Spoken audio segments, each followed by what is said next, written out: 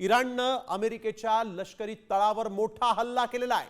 36 तासांनंतर इराणनं अखेर बदला घेतलेला आहे आणि बॉम्ब हल्ला केलेला आहे अमेरिकेच्या तळावर। इराणी मीडिया मेहर न्यूजनं हा मोठा दावा केला आहे। अमेरिकेच्या हल्ल्याला इराणनं जोरदार प्रत्युत्तर दिलेलं आहे। इराणवर अमेरिकेच्या हल्ल्यानंतर सिरियातील अमेरिकेच्या लष्करी तळावर हल्ला करण्यात आलेला आहे।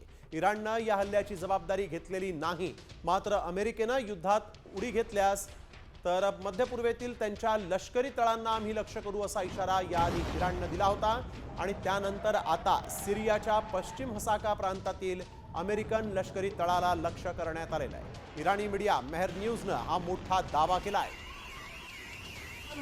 सिरियाच्या अमेरिकन मिलिटरी बेसवर हल्ला केलेला आहे। मोर्टरच्या माध्यमातून, तोफगोळ्यांच्या माध्यमातून जोरदार हल्ला झाल्याचं वृत्त आपल्यापर्यंत त्या ठिकाणी येत आहे। इराणनं सिरियामध्ये या केलेल्या हल्ल्याच्या अनुषंगानं एका दगडामध्ये अमेरिकेचे 2 पक्षी मारले असं जर आपण म्हटलं तर ते चुकीचं ठरू नये आणि 36 तासाच्या आतच अमेरिकेच्या मिलिटरी बेसवर आम्ही हल्ला करू शकतो हे या हल्ल्याच्या माध्यमातून त्यांनी स्पष्टपणे दाखवलं।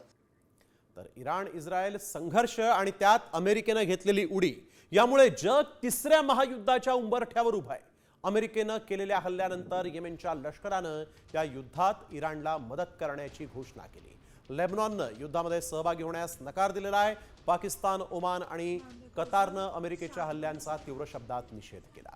आता पुढे काय, तिसरं महायुद्ध सुरू होतं का अशी भीती जगभरात पसरली आहे। तर कोणते देश कोणाच्या बाजूने उभे आहेत, कोणते देश तटस्थ आहेत पाहूया। अमेरिकेला समर्थन देणारे देश आहेत इंग्लंड, अर्जेंटिना।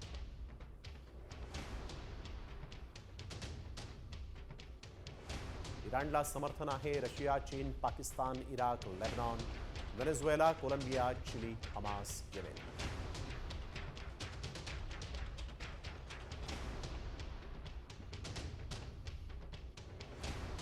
तटस्थ आणि संयमाचं आवाहन करणारे देश आहेत European Union, Italy, Ireland, Japan, Egypt, Saudi Arabia, Qatar, Mexico.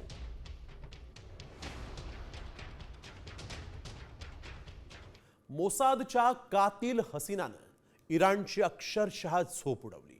कारण खोमेनींच्या घरापर्यंत आणि अणुशास्त्रज्ञांच्या बेडपर्यंत पोहोचलेल्या या कातिल हसीनानं बाजी पलटवली। मात्र ही कातिल हसीना नेमकी कोण आहे आणि तिनं कशी बाजी पलटवली आहे पाहूयात या रिपोर्टमध्ये। मोसादची महिला गुप्तहेर खोमेनींच्या घरात।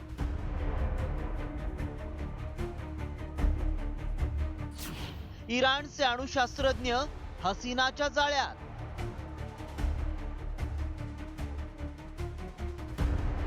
कातिल हसीनानं केला शास्त्रज्ञांचा गेम। इस्रायल विरोधात इराणचं पारडं जड होत चाललंय।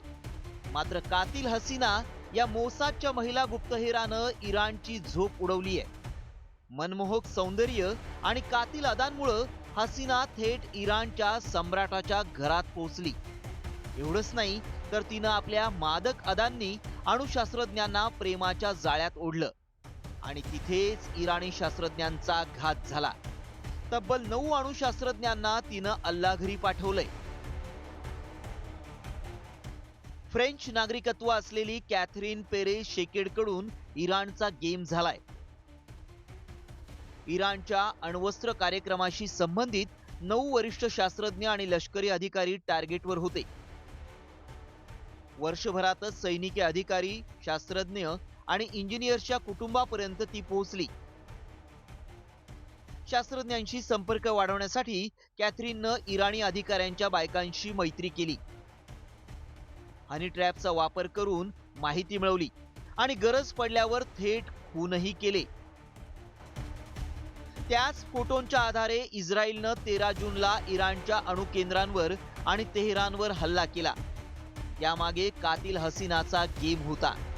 इस्रायलच्या हल्ल्यानंतर इराणी गुप्तचर यंत्रणांना कातिल हसीनाचा खेळ लक्षात आला, मात्र तेव्हा खूप उशीर झाला होता। कातिल हसीना पसार झाली होती आणि 9 शास्त्रज्ञांनी जीव गमावला होता। मोसादनं इराणमध्ये फक्त कातिल हसीनाच्या माध्यमातूनच टॉप लष्करी अधिकारी आणि अणुशास्त्रज्ञांचा गेम केला नाही, तर त्यासाठी गुप्तहेर महिलांची ब्रिगेड तयार करून इराणच्या घरातही घुसवली। त्यामुळे इराण विरोधात सूक्ष्म नियोजन करून हल्ले करणं इस्रायलला शक्य होतंय. त्यामुळे कोणत्याही देशातील अधिकाऱ्यांनी सावधपणे पावलं टाकणं गरजेचं आहे. ब्युरो रिपोर्ट, साम टीव्ही न्यूज. इराण विरुद्ध ऑपरेशन मिडनाईट हॅमरसाठी अमेरिकन एअर फोर्सनं भारताची हवाई हद्द वापरली अशी चर्चा सुरू आहे. अमेरिकन शनिवारी आणि रविवारच्या मध्यरात्री इराणच्या फोर्डो, नतांज आणि इस्फहान या आण्विक प्रकल्पांवर हल्ले केले. अमेरिकेनं त्यासाठी आपलं खास B-2 स्पिरिट बॉम्बर हे विमान वापरलं. हे तिन्ही आण्विक प्रकल्प समूळ नष्ट करण्यासाठी 13,600 किलो वजनाचं GBU-57 हे शक्तिशाली बॉम्ब टाकण्यात आले होते. अमेरिकेनं इराणवरील या हल्ल्यासाठी भारतीय हवाई हद्दीचा वापर केल्याची चर्चा आहे.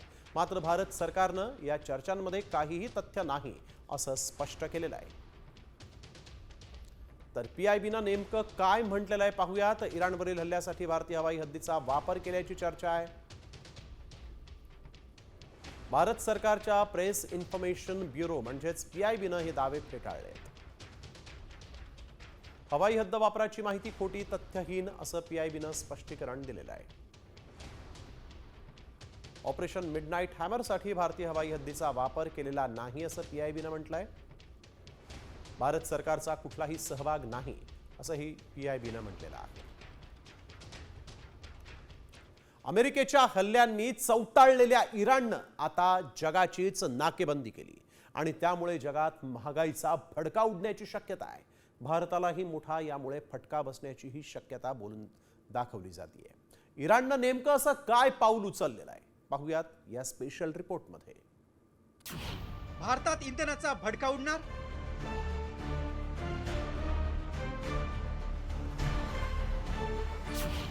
इराणनं दाबलं जगाचं नाक.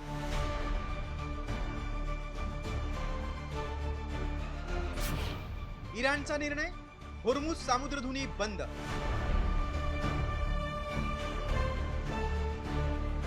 अमेरिकेनं इराणच्या आण्विक तळावर हल्ला केल्यानंतर आता इराणनं जगाचंच नाक दाबलंय. जगभरातील व्यापारासाठी महत्त्वाच्या असलेल्या होर्मुझ खाडी बंद करण्यास इराणच्या कायदे मंडळानं मंजुरी दिली आहे. त्यामुळे भारतासह संपूर्ण जगात इंधनाचा भडका उडण्याची शक्यता निर्माण झाली. मात्र ही सामुद्रधुनी इतकी महत्त्वाची का आहे ते पाहूया. इराणच्या दक्षिणेला तर ओमान आणि UAEच्या उत्तरेला होर्मुझची सामुद्रधुनी आहे. ही सामुद्रधुनी इराणचा आखात आणि अरबी समुद्राला जोडते. Iran, Iraq, Qatar, Bahrain, Saudi Arabia, जॉर्जन आणि कुवेतसाठी मुख्य व्यापारी मार्ग आहे. या सामुद्रधुनीतून आखाती देशांमधील 90% तेल आणि नैसर्गिक वायूची निर्यात होते. या सामुद्रधुनीतून भारतात 60 ते 65% कच्चं तेल आयात होतं.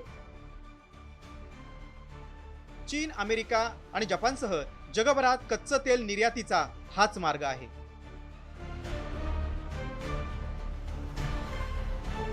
इराणनं होर्मुझची सामुद्रधुनी बंद करण्याचा निर्णय घेतल्यानं त्याचा जगावर कसा परिणाम होणार ते पाहूया. जगभरात कच्च्या तेलाच्या पुरवठ्याच्या साखळीवर परिणाम होणार आहे. कतारमधून होणाऱ्या LNG नैसर्गिक वायूच्या निर्यातीवर देखील परिणाम होण्याची शक्यता आहे.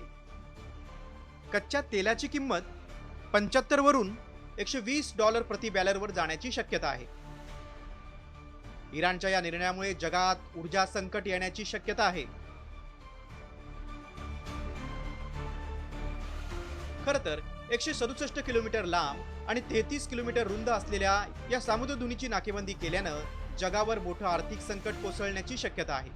यामध्ये अमेरिका, चीनसह भारतालाही फटका बसण्याची भीती वर्तवली जाते. मात्र हा अंदाज पेट्रोलियम मंत्री हरदीप सिंह पुरींनी फेटाळून लावलाय. Oil available in the global markets. More and more oil is coming on the global markets, particularly from the Western Hemisphere, and even the traditional suppliers would be interested in keeping the supplies on because they also need the revenue. So hopefully the market will factor that in. But as I said, the Modi government has over the past several years not only ensured the stability of supplies but also affordability, and we will take all necessary measures to ensure. Israel Palestine युद्धानंतर भारतानं Russia आणि अमेरिकेकडून कच्च्या तेलाची आयात वाढवली. मात्र रशियाकडून सर्वाधिक कच्चं तेल काळा समुद्र आणि बाल्टिक समुद्र मार्गे होर्मुझची सामुद्रधुनी किंवा भूमध्य समुद्रातून आयात केले जातं. मात्र भूमध्य समुद्रातून कच्चं तेल आयात केल्यास त्याच्या किमती वाढून देशात महागाईचा भडका होणार हे निश्चित. त्यामुळे इराणच्या निर्बंधातून सूट मिळवण्यात भारताला यश मिळणार का, याकडे सगळ्यांचं लक्ष लागलंय. ब्युरो रिपोर्ट, साम टीव्ही न्यूज. इराण आणि इस्रायलमध्ये सुरू असलेल्या युद्धाचा परिणाम हा स्वयंपाकघरातही दिसून येणार आहे. भारतात येत्या काळात LPG सिलेंडरच्या किमती वाढू शकतात. मध्य पूर्वेतील वाढत्या तणावाचा परिणाम सिलेंडरच्या दरावर दिसून येतोय, कारण देशातील प्रत्येक 3 LPG सिलेंडरपैकी 2 पश्चिम आशियातून येतात. सध्या देशामध्ये केवळ 16 दिवस पुरेल इतकाच स्टॉक शिल्लक आहे. सिलेंडरसह जगातील सर्वात मोठ्या तेल उत्पादक प्रदेशातून पुरवठा खंडित होण्याची भीती वाढली आहे. इराण इस्रायल युद्धामुळे गॅस सिलेंडर महागणार असल्याची शक्यता आहे. भारतात केवळ 16 दिवस पुरेल इतकाच LPGचा स्टॉक शिल्लक असल्याचं सांगण्यात येत आहे. भारतामध्ये एकूण LPG पैकी 66% LPG परदेशातून येते. त्यापैकी 95% सौदी अरेबिया, UAE आणि कतार सारख्या पश्चिम आशियाई देशांमधून येतो. जगातील सर्वात मोठ्या तेल उत्पादक प्रदेशातून पुरवठा खंडित होण्याचीही भीती आहे. तर बातमी शत्रूलाही चकवा देणाऱ्या ड्रोनची आहे. अगदी मच्छर एवढा ड्रोन चीननं विकसित केलाय. चीननं त्यांच्या मिलिटरी ऑपरेशन्ससाठी मच्छरच्या आकाराचा ड्रोन तयार केलेला आहे. शत्रूला अगदी सहजपणे चकवा देणं यामुळे शक्य होणार आहे असा हा मच्छर ड्रोन बनवण्यात आला. हा ड्रोन चीनच्या हुनान प्रांतातील नॅशनल युनिव्हर्सिटी ऑफ डिफेन्स टेक्नॉलॉजीनं विकसित केलेला आहे. तर हा ड्रोन कसा आहे ते आपण पाहूयात. गुप्त लष्करी कारवायांमध्ये हा ड्रोन वापरला जाऊ शकतो. ड्रोन साधारणपणे एका डासा एवढा दिसतो.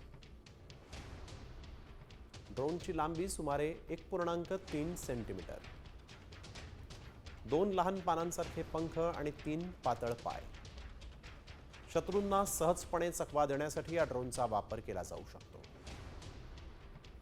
तर आपण बघतोय मच्छरच्या आकाराचा ड्रोन सध्या चीननं विकसित केलेला आहे. चीननं हा मच्छर एवढा दिसणारा ड्रोन तयार केल्यामुळे गुप्त लष्करी कारवायांमध्ये या ड्रोनचा सर्रास वापर चीन करणार असल्याचं इथं दिसतंय. चीननं मच्छरसारखा हा ड्रोन विकसित केलेला आहे. अगदी 1 सेमी इतकी या ड्रोनची उंची. चीननं हा मच्छर एवढा ड्रोन गुप्त लष्करी कारवायांमध्ये वापरण्यासाठी बनवला आहे. मुख्यमंत्र्यांच्या वर्षा निवासस्थानी त्रिभाषा सूत्र संदर्भात बैठकीला सुरुवात झाली. हिंदी भाषेला अनेक स्तरावरून विरोध वाढतोय आणि याच पार्श्वभूमीवर ही बैठक सुरू आहे. मुख्यमंत्र्यांच्या वर्षा निवासस्थानी बैठकीसाठी दादा भुसेही आलेले आहेत. थोड्याच वेळात उपमुख्यमंत्री एकनाथ शिंदे हे उपस्थित राहणार आहेत. मुख्यमंत्री तृतीय भाषेसंदर्भात नेमका काय निर्णय घेणार याकडे आता लक्ष लागून राहिलेलं आहे. तर ही थेट दृश्य आपण बघतोय. दादा भुसे या बैठकीला पोहोचलेले आहेत. हिंदी सक्तीला विरोध वाढतोय आणि आता त्रिभाषा संदर्भात मुख्यमंत्र्यांनी एक बैठक बोलावलेली आहे. या बैठकीला दादा भुसे पोहोचलेले आहेत. उपमुख्यमंत्री पुढील थोड्याच वेळात या बैठकीसाठी उपस्थित राहणार आहेत. ही थेट दृश्य वर्षा या मुख्यमंत्र्यांच्या शासकीय निवासस्थानाची आपण पाहतोय. हिंदी सक्तीला विरोध वाढत चाललेला आहे आणि त्या पार्श्वभूमीवर आता मुख्यमंत्र्यांनी एक महत्त्वाची बैठक बोलावलेली आहे.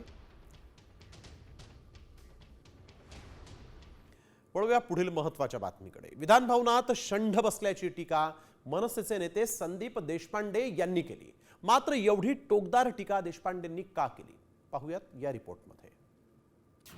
विधान भवनात शंढ बसलेत.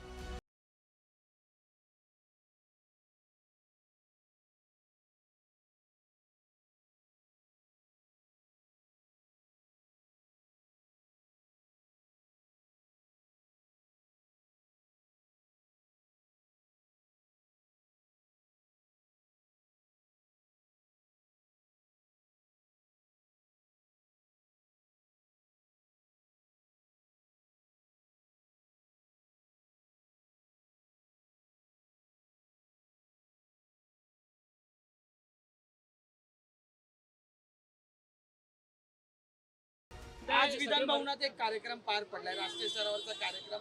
महाराष्ट्रात मुंबईत पार पडतोय. सगळे नेते मंत्री महोदय त्या ठिकाणी, पण त्याच्यावर असलेला जो बॅकड्रॉप आहे त्याच्यावर फक्त इंग्रजी आणि हिंदी या भाषेतच आशय आहे, मराठी भाषेतला आशय पाहायला मिळाला. मला तर वाटतं हेच तर दुर्दैव आहे.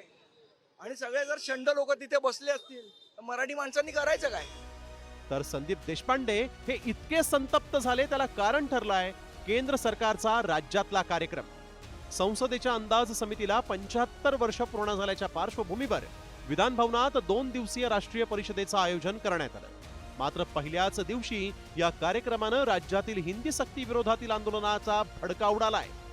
एकीकडे हिंदी सक्ती विरोधात राज्यात वातावरण तापलेलं असताना या राष्ट्रीय कार्यक्रमाचं महाराष्ट्रात आयोजन करून तिथं लावण्यात आलेल्या फलकांवर मराठीला सर्रास डावलून हिंदीचा वापर करण्यात आला आणि त्यामुळे मराठीसाठी आक्रमक भूमिका घेणाऱ्या मनसेच्या संदीप देशपांडेंनी ही जहरी टीका केल्यानंतर आता मात्र थेट संदीप देशपांडेंवर हक्कभंग आणण्याची धमकी त्यांना देण्यात आली आहे. प्लॅटफॉर्मवर आपली बाजू मांडणं आणि कोणाला शंड म्हणणं याच्याने जर त्यांना पुशारकी वाटत असेल तर मग बाकीच्या गोष्टी खालच्या लेवलवर जाऊन आम्हालाही बोलता येऊ शकतात. सभागृहाचा अपमान आहे. येणाऱ्या काळामध्ये बरेच आमदार याच्यावर हक्कभंग मांडल्याशिवाय राहणार नाही आणि त्यांना त्यांची जागा दाखवल्याशिवाय राहणार नाही असा माझा विश्वास आहे. संदीप देशपांडेंनी खुशाल हक्कभंग आणा हे काही एका व्यक्तीसाठी बोललेलो नाही तर प्रवृत्तीला म्हटलंय असं सांगत सारवासारवही केली. माझा शब्द झोंबला असेल पण त्याच्यावर त्यांनी विचार केला पाहिजे. बाकी राहिला हक्काभंगाचा विषय, त्या कारवाईला मी सामोरं जायला तयार आहे. मनसेच्या या आक्रमक भूमिकेनंतर उपमुख्यमंत्री एकनाथ शिंदेंनी सावध भूमिका घेत हा कार्यक्रम लोकसभेचा होता असं म्हणत या प्रश्नाला बगल दिली. हा खरं म्हणजे लोकसभा आयोजित हा कार्यक्रम आहे. लोकसभेने आयोजित केलेला आहे आणि जे राज्य सरकार कार्यक्रम आयोजित करते त्यामध्ये तुम्हाला माहिती आहे सगळ्यात मोठा मराठी असतो आणि मराठी राहणार. एकनाथ शिंदे यांच्या या प्रतिक्रियेनंतर या कार्यक्रमात मराठीचा अपमान झाला हे स्पष्ट तर झालंय, पण हे स्वीकारायला कोणीही तयार नाही असं दिसतंय. त्यामुळे मराठीसाठी मनसेनं सत्ताधाऱ्यांना शंढ म्हणून त्यांच्यावर केलेल्या टीकेवरून वाद करण्यापेक्षा मराठी भाषेसाठी सगळ्यांनीच आक्रमक भूमिका घेऊन मराठीचं संवर्धन करायला पाहिजे. अन्यथा आपुल्याच घरात हाल सोसते मराठी असं म्हणावं लागेल. ब्युरो रिपोर्ट, साम टीव्ही मराठी.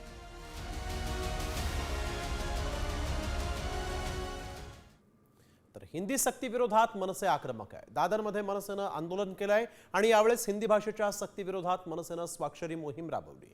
या आंदोलनामध्ये विद्यार्थ्यांसह पालकांनीही सहभाग नोंदवलेला आहे आणि स्वाक्षरी करून हिंदी सक्तीला विरोध केला आहे.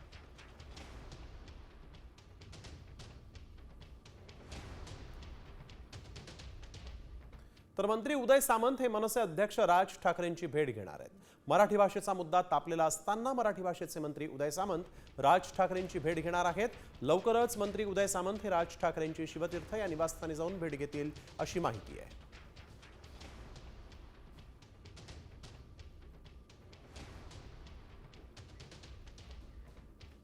पहिलीपासून हिंदी सक्तीच्या निर्णयाविरोधात सुरू असलेला लढा दिवसेंदिवस तीव्र होतोय. हिंदी सक्ती विरोधात साहित्यिक देखील आता मैदानात उतरले आहेत. लेखक कवी हेमंत दिवटे यांनी हिंदी सक्ती निर्णयाच्या निषेधार्थ राज्य सरकारचा पुरस्कार परत करण्याचा मोठा निर्णय घेतला आहे. महान मराठी संस्कृती आणि त्या मराठी संस्कृतीची आत्तापर्यंत जेवढी आलेली ही भाषा आपली, ह्या भाषेचं काहीतरी वाटोळं होईल असं मला वाटलं.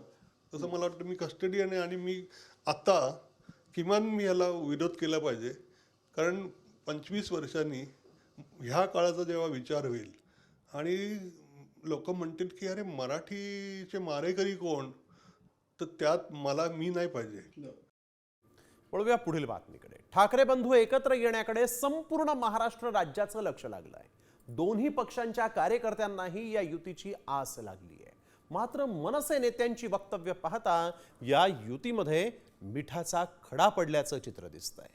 पाहुयात हा एक रिपोर्ट. ठाकरेंच्या युतीत मिठाचा खडा.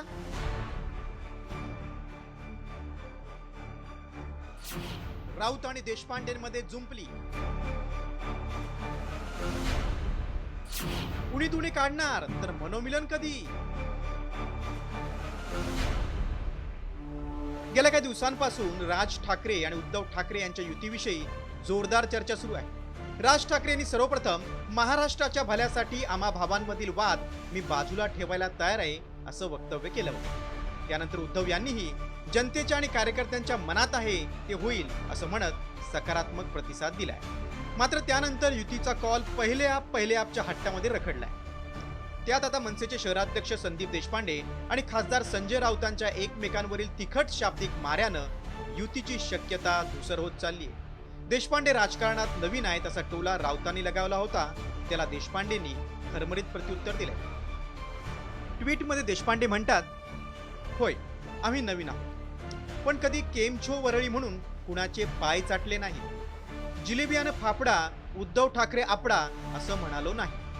मुस्लिमांची मतं मिळवण्यासाठी 20,000 केसेस आपल्याच भावाच्या कार्यकर्त्यांवर टाकल्या नाही।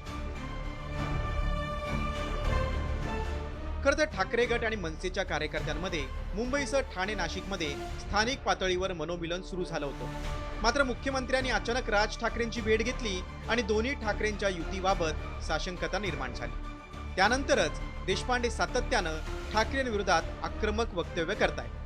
युतीबाबत याआधी उत्साह का नाही दाखवला असा सवालही त्यांनी केलाय।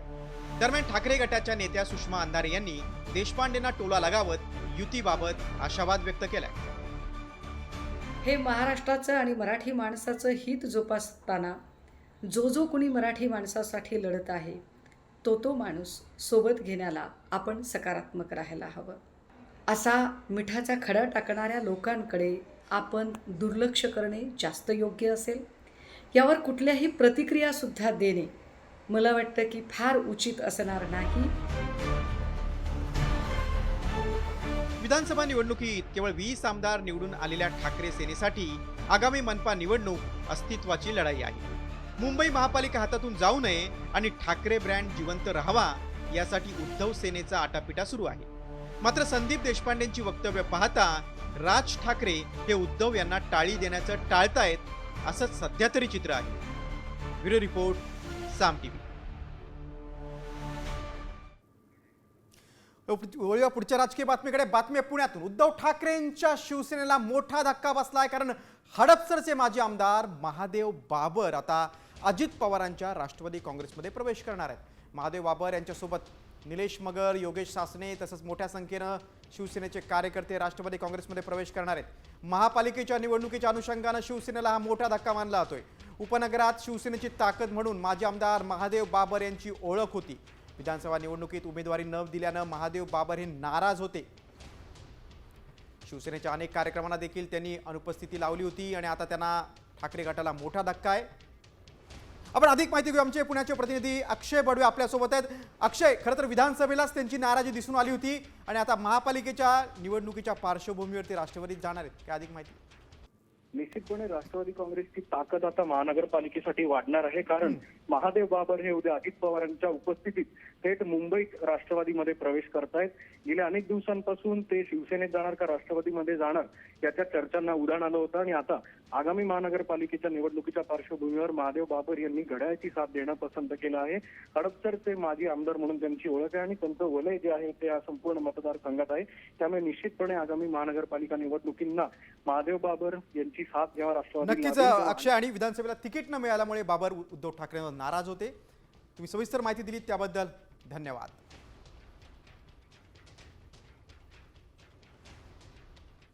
पुढच्या बातमीकडे। बातमी आता संजय राऊत आणि मंत्री गुलाबराव पाटलांमध्ये चांगलीच जुंपलेली आहे। मुद्दा आहे त्यांचा शिवसेना आणि राष्ट्रवादी काँग्रेसमध्ये फुटीचा। या मुद्द्यावरून या दोन्ही नेत्यांमध्ये जुंपलेली आहे। गुलाबराव पाटलांच्या खात्यात 40 ते 50 कोटी जमा झाले, त्यामुळे अटकेच्या भीतीनं त्यांनी शिवसेना सोडली असा हल्ला बोलरावतांनी केलाय। भय आणि भ्रष्टाचार या दोन गोष्टींमुळे दोन्ही पक्ष फुटले असं संजय राऊत म्हणाले। दरम्यान शिवसेना हायजॅक करण्याचा प्रस्ताव संजय राऊत यांनी एकनाथ शिंदेंकडे मांडला होता असा खळबळजनक दावा गुलाबराव पाटलांनी केला।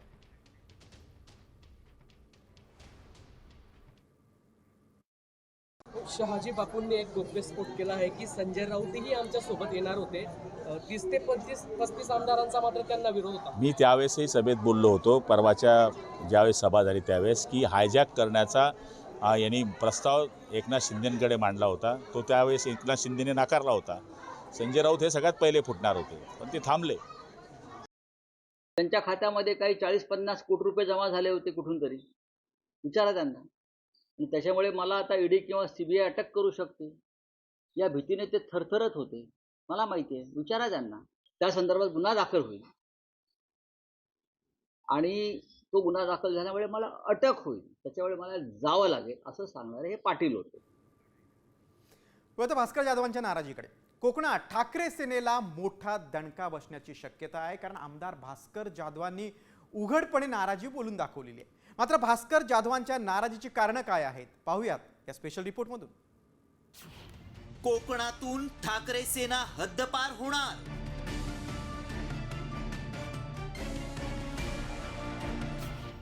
जाधव ठाकरे सेना सोडणार.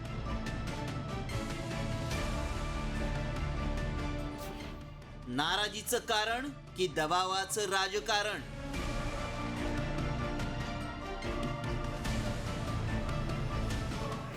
लढत बसायचं नाहीये, लढत बसायचं. भास्कर जाधव ठाकरे सेनेचे कोकणातील एकमेव आमदार. मात्र पक्षात वारंवार डावललं जात असल्याचं सांगत भास्कर जाधवांनी उघडपणे नाराजी व्यक्त केली आहे. त्यामुळेच भास्कर जाधव ठाकरेंची साथ सोडणार असल्याच्या चर्चांनी जोर धरलाय. तर आता खुद्द उद्धव ठाकरेच जाधवांची मनधरणी करणार असल्याची माहिती समोर आली आहे. मला मंत्रिपद मिळायला पाहिजे होतं हे तेव्हाही बोललो, आजही बोलतो, उद्याही बोलेन. का मिळायला नको होतं त्याचं कारण कोणाकडे असेल तर ते स्पष्ट केलं पाहिजे. परंतु नाही मिळालं म्हणून काय रडत बसायचं आहे का? रडत बसायचं नाहीये, लढत बसायचं. कार्यकर्ते कमी होतात म्हणून निवृत्ती घ्यायचं काहीच कारण नाही. 39 जागांपैकी मी एकटा निवडून आलो. परंतु शेवटी आता 8 वेळा निवडणुका जिंकल्यानंतर वेगवेगळ्या असं वाटतं की आता थांबायचा विचार करावा, यापेक्षा वेगळं काही कारण नाही. त्या भास्कर जाधव हे आमचे सहकारी आहेत. त्यांच्याकडे अनेक जबाबदाऱ्या पक्षानं दिलेल्या आहेत आणि त्यांनी त्या योग्य पद्धतीनं पेलवलेल्या आहेत. भास्कर जाधव जेव्हा मुंबईत येतील तेव्हा माननीय उद्धव ठाकरे साहेब त्यांच्याशी स्वतः बोलतील. ते एक हाडाचे शिवसैनिक आहेत, कडवट शिवसैनिक आहेत.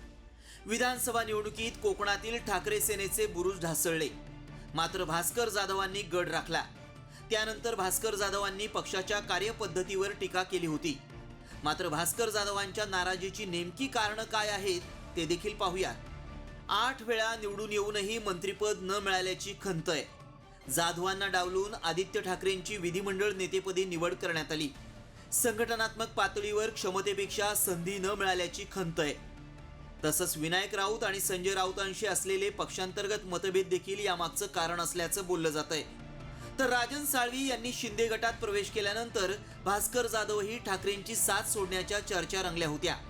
तेव्हा उदय सामंतांनी जाधवांना शिंदे गटात येण्याची ऑफर दिली. तुम्ही परवा देखील सांगितलं, आज देखील आदरानं सांगतो की भास्करराव जाधव साहेबांनी जरी विचार केला तर त्यांच्या मार्गदर्शनाखाली काम करायला आम्ही तयार आहोत. मात्र ठाकरेंची साथ सोडण्याच्या चर्चांवर अखेर भास्कर जाधवांनी मौन सोडलंय. 8 वेळा वेगवेगळ्या निवडणुका जिंकल्यानंतर आता थांबावं असं वाटतं. हा माझं वैयक्तिक मत झालं. हे कोणावर नाराजी किंवा कोणी मला निवृत्त व्हायला सांगितलं? माझ्यामध्ये लढण्याची धमक आहे, माझ्यामध्ये संघर्ष करण्याची अजूनही ईर्ष्या आहे आणि म्हणून मी नाराज आहे. या बातम्यांमध्ये काडीचं तथ्य नाही. मी नाराज नाही. कोकण शिवसेनेचा बालेकिल्ला. मात्र लोकसभा निवडणुकीत कोकण ठाकरेंच्या हातून निसटलं. तर विधानसभा निवडणुकीत भास्कर जाधव वगळता कोकणात ठाकरेंच्या सेनेचा धुव्वा उडाला.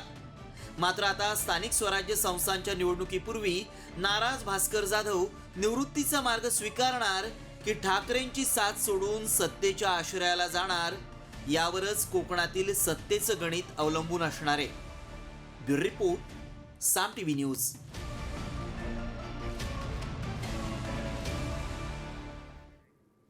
भास्कर जाधवांच्या नाराजीवरचा आपण स्पेशल रिपोर्ट पाहिला तर एक मोठी बातमी आहे पुण्यातून. पुणे रेल्वे स्टेशनच्या नामांतरावरून वाद निर्माण झालेला आहे. पुणे रेल्वे स्टेशनला श्रीमंत थोरले बाजीराव यांचं नाव द्या अशी मागणी भाजपच्या खासदार मेधा कुलकर्णी यांनी केली. तर पुणे शहराचा ऐतिहासिक वारसा लाभला आहे, त्यामुळे रेल्वे स्टेशनला थोरले बाजीराव यांचं नाव देण्याची मागणी त्यांनी केली. तर पुणे रेल्वे स्टेशनला महात्मा ज्योतिराव फुले यांचं नाव देण्याची मागणी संभाजी ब्रिगेडच्या काही नेत्यांनी केली.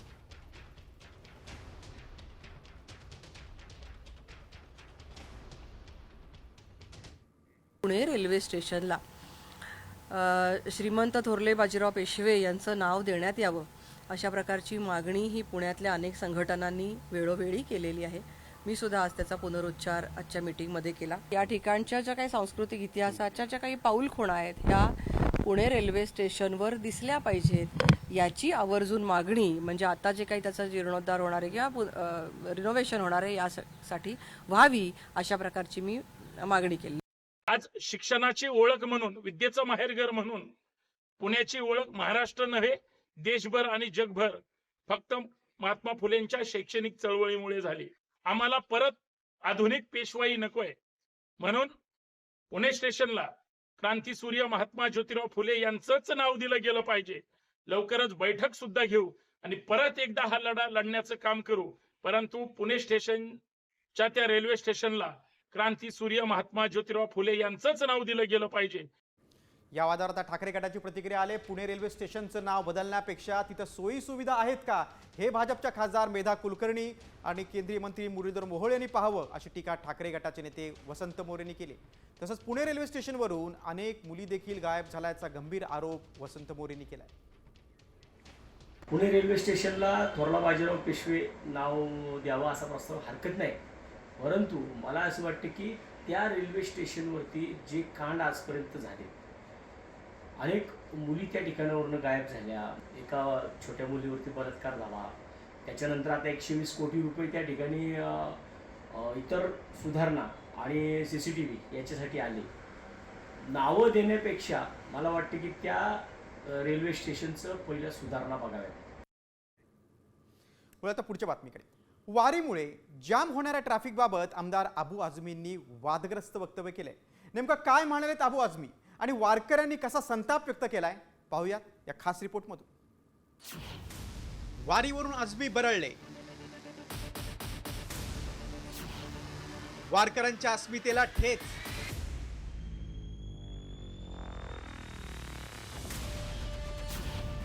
अबू आझमींना वक्तव्य भोवणार. बाबा हंकार निशी गणदाट गुरु वचने फुटले पाट. लाखो वारकरी जात धर्म पंथ प्रांत विसरून पंढरीच्या दिशेने निघाले. मात्र वारी आणि नमाजची तुलना करत समाजवादी पक्षाचे आमदार अबू आझमींनी वादग्रस्त वक्तव्य केले. मैं आ रहा था कल पूना से, तो मुझे लोगों ने कहा कि पालकी जाने वाली है, जल्दी जाएंगे नहीं तो फिर रास्ता जाम हो जाएगा. रास्ता जाम हो रहा है, हमने कभी मना नहीं किया, लेकिन हमारी मस्जिद हमारी नमाज के लिए यानी ये जानबूझ करके ना इस देश में मुसलमानों के लिए ज़मीन तंग की जा रही है. आझमींनी वारकऱ्यांच्या अस्मितेला ठेच पोहोचवल्याचं सांगत वारकरीही आक्रमक झाले. अबू आझमी यांचा जाहीर निषेध करतो, कारण त्यांनी वारीच्या वारकऱ्यांच्या अस्मितेला ठेच पोचवलेली आहे. अबू आझमींना वारी कळणार नाही यात नवल नाही. त्यांनी पहिल्यांदा इस्लाम धर्म समजून घ्यावा आणि नंतर वारकऱ्यांच्या विरोधात बोलावं. तर दुसरीकडे अबू आझमींच्या वक्तव्याची गंभीर दखल अल्पसंख्याक आयोगानं घेतली. तर मुख्यमंत्री फडणवीसांनी मात्र अबू आझमींच्या वादग्रस्त वक्तव्यावर भाष्य करणं टाळलंय. देखिए, अबू आज़मी को जो है सस्ती लोकप्रियता चाहिए, उनसे कोई काम हो नहीं रहा है. जो ये वारी परंपरा है ये आज की नहीं है, पिछले कम से कम 700-800 सालों से ये चलती आ रही है. तो किसी भी धर्म के बारे में बोलना ये बिल्कुल ठीक बात नहीं है. अगर हमारे पास ऐसी कोई कंप्लेंट आती है तो हम सेक्शन 10 के अंदर अबू आज़मी जी को नोटिस देंगे, बुलाएंगे और उनके बयान के उनके वक्तव्य के कारण अगर कोई महाराष्ट्र में दंगा होता है तो हम नियरेस्ट पुलिस स्टेशन में उनके खिलाफ गुना भी दाखिल करवाएंगे. अबू आझमी यांना वादग्रस्त विधानं करण्याचा शौक आहे, कारण त्यांना असं वाटतं की वादग्रस्त विधानं केलं की प्रसिद्धी जास्त मिळते. त्यामुळे मी त्यांना प्रसिद्धीच्या लायक समजत नाही, म्हणून असल्या फालतू गोष्टीला मी उत्तर देणार नाही. मतांच्या राजकारणासाठी आपल्या वक्तव्याचा विपर्यास केल्याचं सांगत आझमींनी आता स्पष्टीकरण दिलंय. तो अगर मैं कहूं कि नमाज बाहर पढ़ने दो भाई, इससे ट्रैफिक की प्रॉब्लम नहीं होती है, तो क्या बुरी बात है? मैंने कौन सी किसी के खिलाफ बोला है? इसको इशू बना करके वोट बैंक बनाना बंद करो, ये सब नीची हरकतें। मैंने कोई गलत बात नहीं बोली, मैंने किसी भी पालकी की, किसी भी धर्म की, किसी भी भीड़ की कोई मुखालफत मैंने कभी नहीं किया, ना करूंगा। संत परंपरा ही सर्व धर्मांना सोबत घेऊन समानतेचा संदेश देणारी आहे। मात्र याच वारीबाबत वादग्रस्त वक्तव्य करून धार्मिक तिढा निर्माण करण्याचा प्रयत्न सुरू आहे। त्यामुळे अबू आझमीन सारख्या वादग्रस्त वक्तव्य करणाऱ्यांना संत तुकाराम महाराजांच्या भाषेत भले देऊ कासेची लंगोटी, नाठाळाच्या माती हाणू काठी असंच उत्तर द्यावं लागेल। ब्युरो रिपोर्ट, साम टीव्ही। आता एक धक्कादायक बातमी सांगली जिल्ह्यातून एका निर्दयी बापाची। नीट परीक्षेच्या मध्ये कमी मार्क पडल्यानं मुख्याध्यापक पित्यानं मुलीला बेदम मारहाण केली आणि या मारहाणीमध्ये लेकीचा मृत्यू झालाय। सांगलीतील आटपाडी तालुक्यातील ही धक्कादायक घटना आहे। 12वी शिकणाऱ्या साधनाला नीट परीक्षेच्या म्हणजे सराव परीक्षा होती, तिथं क्लासमध्ये कमी गुण मिळाले आणि यामुळे तिचे वडील चिडले। माध्यमिक शाळेत मुख्याध्यापक असलेल्या पित्यानं आपल्या पोटच्या मुलीला लाकडी खुंट्यानं बेदम मारहाण केली। या मारहाणीत साधना गंभीर जखमी झाली। मारहाणीमुळे तिची अवस्था इतकी वाईट झाली की तिचा मृत्यू झाला। घडलेली आहे त्यामध्ये मुलीचा मृत्यू झालेला आहे आणि मृत्यूसाठी जबाबदार तिचा वडील शिक्षक असलेला एक पालक आहे आणि जर अशा पालकाकडून ती जर गेली असेल तर याचा अर्थ वडिलांना रागावर नियंत्रण ठेवता येत नाही आणि हा अँगर मॅनेजमेंटचा भाग आहे। अँगर मॅनेजमेंट जर वडिलांना किंवा पालकांना किंवा कुठल्याच व्यक्तीला करता येत नसेल तर एखादी व्यक्ती ही हकनाक बळी जाते, त्याचं हे उत्तम उदाहरण आहे आणि त्याच्यासाठी म्हणून मुलांमध्ये न्यूनगंड निर्माण होईल असं वर्तन पालकांनी करायला नाही पाहिजे। इकडे सांगलीत बापानं मुलीचा जीव घेतलाय तर तिकडे मुंबईमध्ये नातवानं आजीला चक्क कचऱ्यात फेकले। मन सुन्न करून टाकणारी ही घटना आहे। साठीच्या आजारी आजीला नातवानं कचऱ्यात टाकले। मात्र ही घटना कशी उघडकीस आली आणि नातवानं हे कृत्य का केलं पाहूयात या संदर्भातला एक खास रिपोर्ट।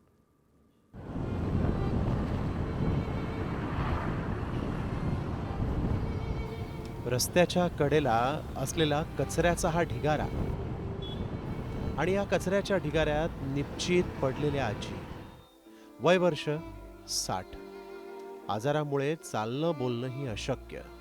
आपण इथे कसे आलो याचं भानही त्यांना नाहीये।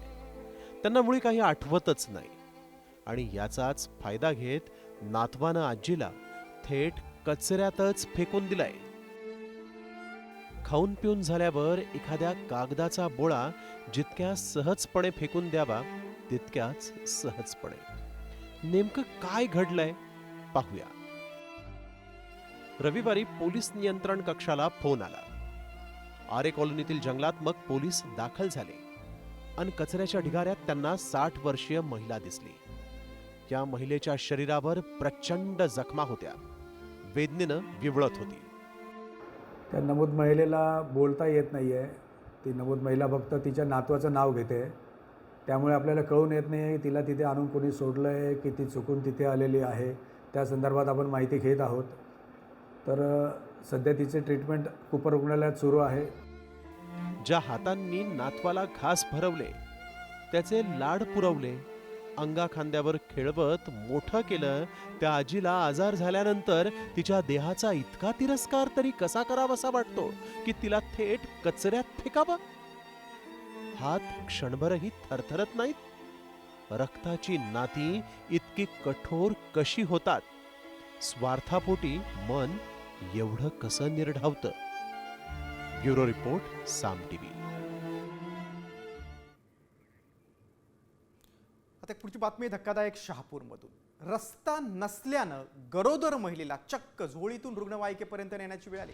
नडगाव ग्रामपंचायत हद्दीतील चाफेवाडी या ठिकाणी जाण्यासाठी रस्ता नाही। अनेक वेळा रस्त्याची मागणी करून देखील रस्ता होत नाही आणि अशात या भागात राहणाऱ्या गरोदर महिलेच्या पोटात दुखू लागल्यानं रुग्णालयात घेऊन जाण्यासाठी रुग्णवाहिका मागवण्यात आली। रुग्णवाहिका आली, मात्र पाड्यापर्यंत जाण्यासाठी रस्ता नसल्यानं रुग्णवाहिकेपर्यंत गरोदर महिलेला चक्क झोळीतून नेण्याची वेळ आलेली आहे।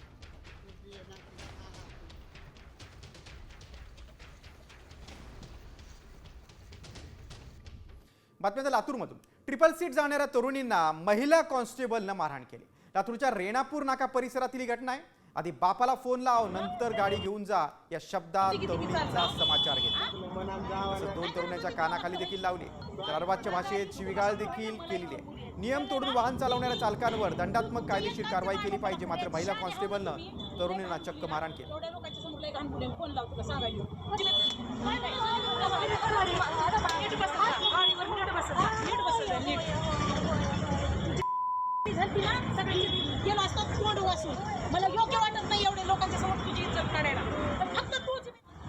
आता वळूया पावसाच्या बातम्यांकडे. कोकणात मुसळधार पावसाचा अंदाज आहे. हवामान खात्यानं हे वर्तवलेलं आहे. मुंबई ठाण्यासाठी देखील पावसाचा येलो अलर्ट देण्यात आलाय. दुसरीकडे विदर्भात देखील काही जिल्ह्यात जोरदार पावसाची शक्यता आहे, तर मराठवाड्यात मात्र पावसानं दडी मारलेली आहे. आपण मॅपवर पाहूया. रायगड, रत्नागिरी, सिंधुदुर्ग म्हणजे कोकणातले तिन्ही जिल्हे आणि पुणे, सातारा, पश्चिम महाराष्ट्रातील हे 2 जिल्हे, या जिल्ह्यांना ऑरेंज अलर्ट आहे. मुंबई, ठाणे, नवी मुंबई, पालघर, नाशिक या जिल्ह्यांना देखील येलो अलर्ट आहे. अकोला, अमरावती, बुलढाणा, नागपूर विदर्भातील या 4 जिल्ह्यांना येलो अलर्ट आहे.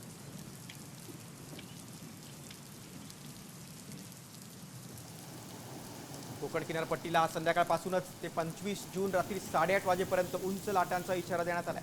लहान होड्यांना समुद्रात न जाण्याची सूचना देखील देण्यात आली. राज्यात पुढील 24 तासात रायगड, रत्नागिरी, सिंधुदुर्ग जिल्ह्यासह पुणे घाट आणि सातारा घाट परिसरात ऑरेंज अलर्ट देण्यात आला.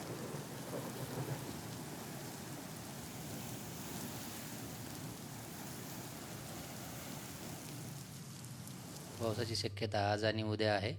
आणि आजचे जे घाटमाथे आहेत, म्हणजे आज आणि उद्या घाटमाथ्यांना सुद्धा मुसळधार पावसाची शक्यता आहे. परंतु तिसऱ्या दिवसानंतर म्हणजे परवानंतर जसं आपण बघाल की 25 तारखेनंतर पावसाची तीव्रता थोडीशी कमी होण्याची शक्यता कोकणामध्ये तर आहेच आहे. त्याचबरोबर मध्य महाराष्ट्रातील काही ठिकाणी येणारे 4 ते 5 दिवस हलक्या ते मध्यम स्वरूपाचाच पावसाची शक्यता आहे. हवामान खात्याच्या इशाऱ्यानंतर पुढची बातमी नाशिकमधून. गोदावरी नदीच्या पात्रात वाढ झाली, त्यामुळे सोमेश्वर धबधब्याचं रौद्र रूप पाहायला मिळत आहे. या ठिकाणी आता पर्यटकांची देखील गर्दी होते. नाशिक शहरासह आसपासच्या परिसरात जोरदार पाऊस कोसळतोय.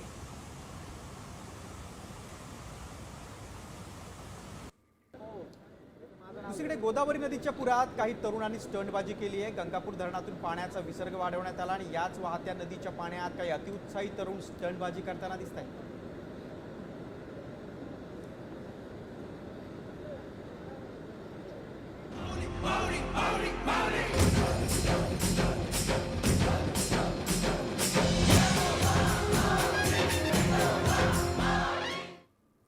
आता पाहूयात वारीच्या बातम्या. एकच ध्यास आणि एकच आस घेऊन आता वारकरी पंढरीच्या दिशेने चालत आहेत. संतश्रेष्ठ ज्ञानेश्वर माऊलींच्या पालखीनं सर्वात अवघड आणि लांबचा टप्पा असणारा पुणे ते सासवड असा प्रवास काल केला. त्याला आपण दिवाघाट म्हणतो. आजचा संपूर्ण दिवस आणि रात्र आता पालखी सासवड मुक्कामी आहे. उद्या पालखी आता म्हाळसाकांताच्या जेजुरी नगरीत प्रवेश करेल.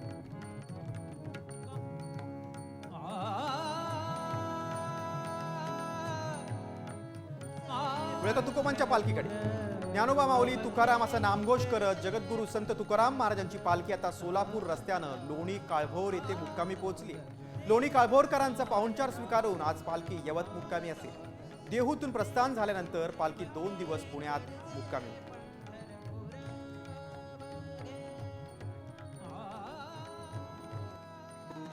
गजानन महाराजांच्या पालखीकडे.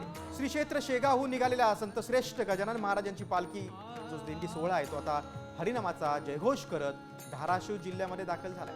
जिल्ह्यातील कळंब शहरात या पालखीचं मोठ्या भक्तिमय वातावरणात स्वागत करण्यात आलं. यावेळी हजारो भाविकांना दर्शनासाठी गर्दी केली होती. पुढील 3 दिवस ही पालखी आता धाराशिव जिल्ह्यात असणार आहे. आज पालखीचा मुक्काम कळंब शहरात आहे.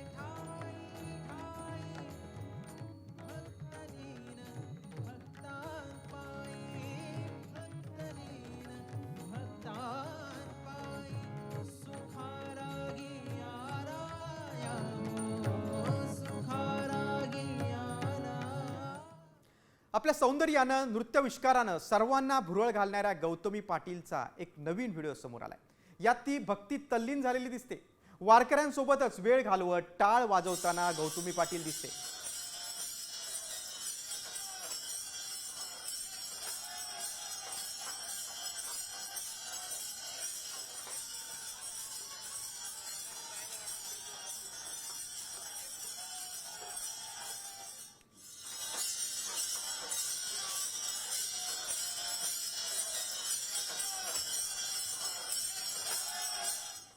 आता बातमी बॉलिवूडमधून. अभिनेता सलमान खाननं लग्न न करण्याचं कारण पहिल्यांदाच सांगितलंय. कपिल शर्माच्या शोमध्ये सलमाननं हजेरी लावली. त्यावेळी सलमानला लग्नाबद्दल प्रश्न विचारला असता त्यानं लग्न न करण्याचं कारण सांगितलंय. बघा काय बोललाय सलमान, पाहूयात. आपको इतनी खुशी हो रही है कि मैं बर्बाद हो जाऊं. थिंग इज वो एक पेशेंस, एक वो झगड़े, एक जो हस्बैंड वाइफ एक दूसरे के लिए सैक्रिफाइस करते थे, एक वो टॉलरेंस का जो फैक्टर है वो, अब रात को एक टांग आ जाती है ऊपर तो उसके ऊपर डिवोर्स हो जाता है.